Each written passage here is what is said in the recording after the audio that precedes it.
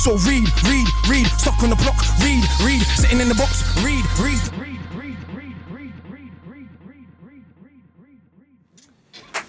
What's going on, people? This week's great read is possibly one of my favourite political history books I've read in quite some time.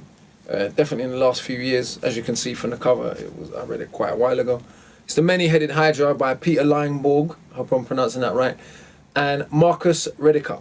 And what this book really looks at is both sides of the Atlantic. So it imagines a sort of transatlantic world, but not a transatlantic world of slavery, a transatlantic world of resistance to capitalist development, to slavery, to classism, to appropriation of land and labour and resources and all of those different things. And it looks at all this history of revolt, much of which I'd never heard of. I've been studying revolt for a minute, and many of the revolts he speaks about, or the characters he speaks about, obviously I think it was over a decade of research that went into it, are people I'd never come across in any other history book, really.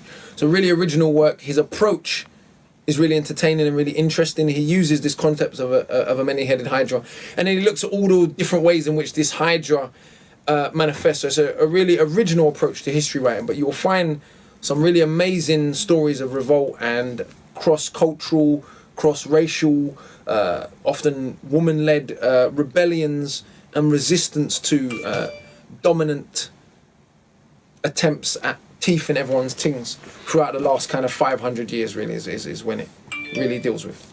And my phone's going off, which is a bit annoying, but I'm going to leave that in there because it's just fun. It's real life, innit? This week's great read is The Many-Headed Hydra by Peter Linebaugh and Marcus Rediker. I really can't recommend this one highly enough. If you're into history and politics and you're a bit into justice and you're a bit against elitism and fuckery, this is definitely a book for you. This week's great read. Big up. So read, stuck on the block, read, sitting in the box, read.